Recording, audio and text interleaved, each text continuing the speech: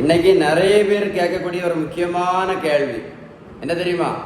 Doctor, நான் எனக்கு sugar மாத்திரையை ஒழுங்காக சாப்பிட்டுட்டு இருக்கேன், எனக்கு பிபி மாத்திரையை ஒழுங்காக சாப்பிட்டுட்டு இருக்கேன், எனக்கு கெட்ட கொலஸ்ட்ரால் மாத்திரை ஒழுங்காக சாப்பிட்டுட்டு இருக்கேன், எனக்கு இன்சுலினையும் ஒழுங்காக நான் போட்டுட்டு இருக்கேன், டெய்லி காலையில் நடைபயிற்சி நான் ஒழுங்காக பண்ணிட்டு இருக்கேன்.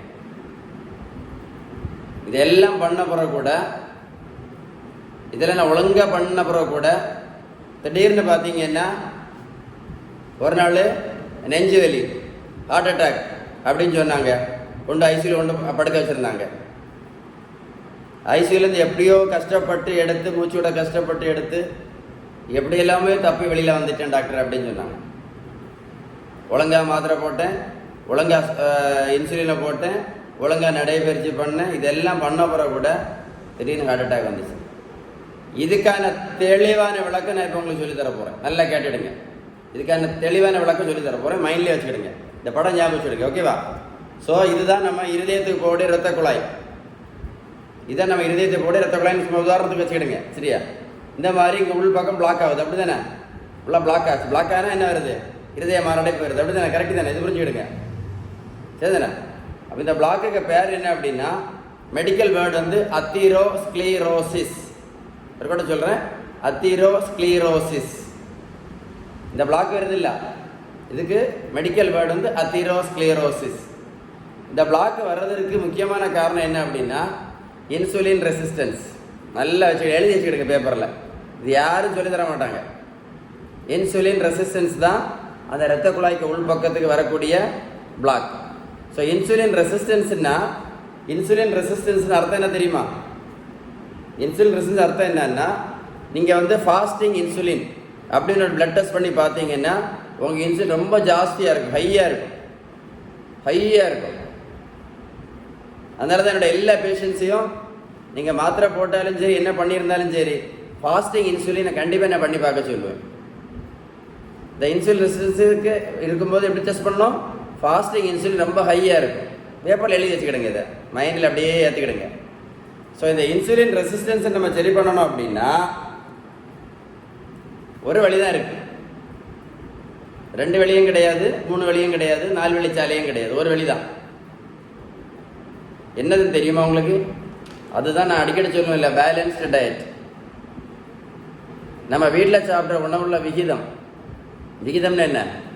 நல்ல கொழுப்பு சத்து, விட்டமின் சத்து, இனிப்பு சத்து, தாது பொருட்கள் சத்து, புரதம் சத்து. நீங்கள் 3 நேரம் வீட்டில் சாப்பிட்ருந்தாலும் சரி, அந்த உணவுல விகிதம் கரெக்டாக இருந்தால் மட்டும்தான், அந்த உணவுல விகிதம் கரெக்டாக இருந்தால் மட்டும்தான் என்ன சரியாகும்? இன்சுலின் ரெசிஸ்டன்ஸை கம்ப்ளீட்டாக சரி பண்ண முடியும்.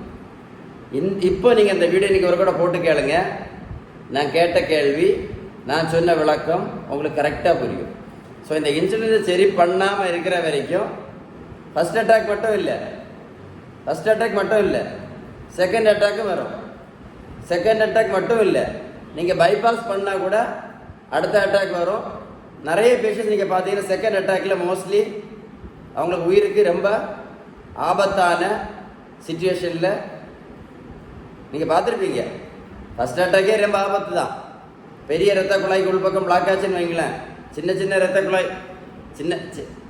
இரத்த குழாயில் பிளாக் வந்துச்சுன்னா தப்பிட்டு வந்துடலாம். இந்த மாதிரி பெரிய இரத்த குழாய்க்கு உள்பக்கம் பிளாக் ஆச்சுன்னு வைங்களேன், ஃபஸ்ட் அட்டாக்கே ஆபத்து தான். ஸோ இந்த இன்சுலின் ரெசிஸ்டன்ஸ் சரி பண்ணணும் அப்படின்னா balanced diet, Sheeban balanced diet. உங்களுக்கு பேலன்ஸ் டயட்டை பற்றி ஏதாவது உதவி தேவை இருந்தால் கண்டிப்பாக கால் பண்ணி பேசுங்க. சரியா? கண்டிப்பாக கால் பண்ணி பேசுங்க. பேலன்ஸ் டயட் பற்றி ஏதாவது உதவி தேவை இருந்தால் மட்டும் கால் பண்ணுங்கள். இந்த தம்பிக்கு வர 70 கிலோ வெயிட் குறைச்சிருக்கேன், 140லேருந்து 70 கிலோ. நான் ப்ரோட்டீன் பவுடரும் கொடுக்கல, உங்களுக்கு தெரியல. நான் ப்ரோட்டீன் பவுடர்னு கொடுக்க மாட்டேன். நான் ப்ரோட்டீன் பவுடரும் கொடுக்கல, மாத்திரையும் கொடுக்கல, ஜூஸும் கொடுக்கல, ஊசியும் போடல. இந்த தம்பியை போய் ரோட்டில் போய் ஓடலான்னு சொல்லவும் இல்லை. பேலன்ஸ்டு டயட், விகிதம் சரியான வீட்டு உணவு முறை, ஷீபன் பேலன்ஸ் டயட். நீங்கள் ப்ரோட்டீன் பவுடர் சாப்பிட்டா ஒன்று 70 கிலோ வெயிட் ஒன்று குறைக்கணும் முடியாது. நீங்கள் ஜூஸ் குடித்தாலும் 70 கிலோ வெயிட் ஒன்று குறைக்க முடியாது. நீங்கள் 1 கிலோமீட்டர் நடைபயிற்சி பண்ணால் கூட 70 கிலோ வெயிட்டில் குறைக்கணும் முடியாது. 1 கிலோமீட்டர் நடைபயிற்சி பண்ணால் கூட 40லேருந்து 50 கேலரி மட்டும்தான் எரிக்கப்படும். அதனால நீங்கள் 1 கிலோ நடைபயிற்சி பண்ணால் கூட ஒழுங்காக பண்ணால் கூட 70 கிலோ ஒன்றும் வெயிட் குறைக்க முடியாது. வெயிட் குறைக்கணும்னு ஒரு வழி தான் balanced diet, Sheeban balanced diet. அதே மாதிரி இந்த இன்சுலின் ரெசிஸ்டன்ஸை நீங்கள் குறைக்கணுன்னாலும் சரி பண்ணணுன்னாலும் ஒரே ஒரு வழி தான் இருக்குது. அந்த எளிய வழிக்கு பேர் தான் பேலன்ஸ்ட் டயட். இப்போ இந்த வீடியோ நீங்கள் சேவ் பண்ணுங்கள். சேவ் பண்ணிவிட்டு இந்த வீடியோ நீங்கள் ஒரு கூட பொறுமையாக கேட்டு பாருங்கள். கேட்கும்போது எழுதிடுங்க. எழுதினீங்க அப்படின்னா நான் சொன்ன விஷயம் உங்களுக்கு கரெக்டாக புரியும். இன்ஃபர்மேஷனை வந்து மறக்காமல், உங்களுக்கு இப்போ பிரயோஜனம் இல்லாமல் இருக்கலாம், உங்கள் நண்பர்களுக்கு ஷேர் பண்ணி கொடுங்க. உங்கள் நண்பர்களுக்கு ஷேர் பண்ணி கொடுங்க. நிறைய பேருக்கு யூஸ்ஃபுல்லாக இருக்கும். இந்த மாதிரி ரொம்ப யூஸ்ஃபுல்லான வீடியோஸ் உங்களுக்கு வேணும் அப்படின்னா என்னோடய யூடியூப்பை சப்ஸ்கிரைப் பண்ணுங்கள். நோட்டிஃபிகேஷன் பெல்லை கிளிக் பண்ணி வைங்க தேவை இருந்தால் மட்டும். பட் நீங்கள் வீடியோவை கண்டிப்பாக ஷேர் பண்ணுங்கள். நீங்களே நிறைய வீடியோஸ் வந்து ஷேர் பண்ணுறீங்க, அப்படி தானே? யூஸ்லெஸ் வீடியோஸ் எல்லாம் ஷேர் பண்ணுறீங்க. இது ஒரு முக்கியமான அவேர்னஸ் வீடியோ ஷேர் பண்ணீங்கன்னா யாராவது ஒரு ஆளுக்காக பிரயோஜனப்படுவேன். சரியா? ஷேர் பண்ணுங்கள். Stay tune.